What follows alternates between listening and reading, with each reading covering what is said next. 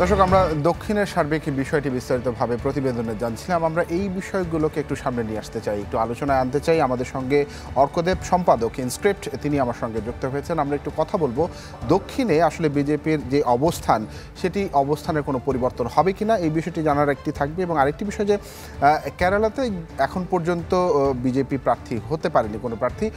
জনাব অর্কদেব, আপনারা শুনছিলেন প্রতিবেদনের বিস্তারিত জানছিলেন। আমি যে প্রশ্নগুলো আসলে দর্শকদেরকে বলছিলাম যে এই বিষয়গুলো আপনার কাছে জানতে চাওয়া, শুরুতে আপনার একটি মূল্যায়নটি জানতে চাইবো। আজকের নির্বাচনটি কেমন দেখলেন, আপনার পর্যবেক্ষণ, তারপরে সেটির সঙ্গে যুক্ত করুন নির্বাচনে দক্ষিণে বিজেপি আসন বাড়াতে পারবে কি না।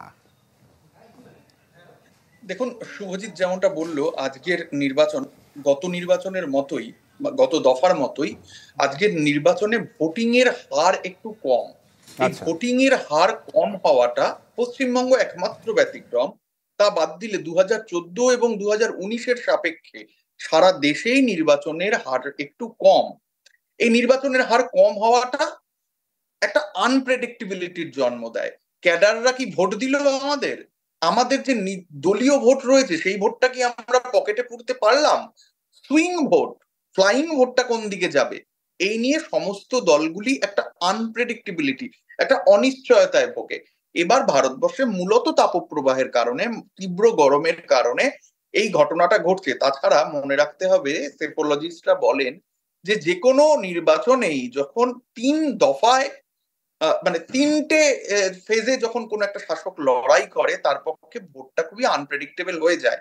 আমরা মনে রাখবো ইন্দিরার কথা, ইন্দিরা গান্ধীর ইতিহাসের কথা, যে তিনি 2 দফা জিতলেও তৃতীয় দফায় কিন্তু তারও সেটব্যাক হয়েছিল, তাকেও পিছিয়ে পড়তে হয়েছিল।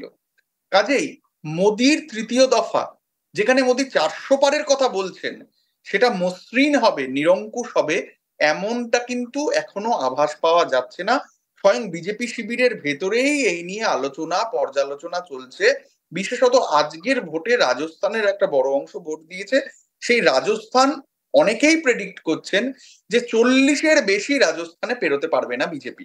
আর অন্যদিকে দক্ষিণের কথায় আসি, দক্ষিণে কর্ণাটক, তামিলনাড়ু, কেরালা, এই সমস্ত জায়গাতে একমাত্র ব্যতিক্রম তামিলনাড়ু বাদ দিলে বিজেপির ভালো ফল হওয়ার সম্ভাবনা কম। এইবার আমি আসবো আপনার দ্বিতীয় প্রশ্নটায়। আপনি বলছেন যে দক্ষিণের রাজ্যগুলিতে, কেরালায় বিজেপি কেন চাপে থাকে, বিজেপি কেন খাতা খুলতে পারে না। দেখুন, আমি যদি শুধু কেরালার কথা বলি, কেরালায় একটা পরিপাটি সমীকরণের দিকে চোখ রাখলে আপনি বুঝতে পারবেন। বিজেপি চাইছে 400 পার করতে। 400 পারে তার মূল পাখির চোখ হচ্ছে রাম মন্দির। কিন্তু কেরালার ক্ষেত্রে আমি যদি জনসংখ্যার বিচার করি তাহলে 27% মুসলিম এবং আমি যদি খুব ভুল না বলি তাহলে 18% খ্রিস্টান। এখন আমাদের মণিপুরে গত 1 বছর প্রায় ভয়ঙ্কর অশান্ত পরিবেশ, যে যে যে যে রাজ্যটা খ্রিস্টান অধ্যুষিত। ফলে যারা খ্রিস্টান ধর্মাবলম্বী তারা কিন্তু স্বতঃপ্রণোদিত হয়ে বিজেপিকে ভোট দেবে, এমনটা ভাবার কারণ নেই। একই কথা প্রযোজ্য মুসলিম ধর্মাবলম্বীদের ক্ষেত্রেও। বিশেষত ভোট যত এগিয়ে আসছে, ভোট যত চলছে, দেখা যাচ্ছে বিজেপির সব বড় নেতারা মুসলিম বিরোধী, মুসলিম বিদ্বেষী মন্তব্য করছেন। আজই জেপি নাড্ডা কমেন্ট করেছেন যে কংগ্রেস ক্ষমতা এলে, কংগ্রেসের হাতে ক্ষমতা গেলে তারা দলিতদের, আদিবাসীদের সমস্ত কিছু মুসলিমদের দিয়ে দেবে। এই ধরনের হেট্রেড, এই ধরনের বিদ্বেষমূলক ভাষণ হিন্দি বেল্টে, হিন্দু অধ্যুষিত উত্তর পূর্ব ভারতে বিজেপির জমি শক্ত করলেও কেরালায় কিন্তু বিজেপিকে ক্রমাগত ফিকে করে দেবে। এবং মোদি যে 400 পারের কথা বলছেন, সেটা কিন্তু কেরালা, কর্ণাটক এই রাজ্যগুলিতে না জিতলে সম্ভব নয়। মোদি বারবার কেরালায় গিয়ে এবার বলেছেন আমরা 10 ডিজিট পার করব, 10 পার করব, মানে 2 অঙ্কের সংখ্যা জোগাড় করবো, অর্থাৎ 10, 11 এইরকম একটা আসন তারা পাবে। 20টা আসনের মধ্যে 10টা আসন পাওয়া, যেখানে এখনো খাতাই খোলেনি বিজেপির, সেটা মুখের কথা নয়। সূত্রের খবর, বিজেপি অন্তত 6টা আসনকে পাখির চোখ করছে, এটাকে প্রিমিয়াম আসন হিসেবে ট্রিট করছে তারা। কেননা এই 6টা আসনে বিজেপি 25% বেশি ভোট ধরে রাখতে পেরেছিল। এর মধ্যে বিজেপির প্রধান 2টি আসন হচ্ছে তিরুবনন্তপুরম, কেরলের রাজধানী, যেখানে শশী থারুর 15 বছর ধরে কংগ্রেসের হয়ে জিতছেন।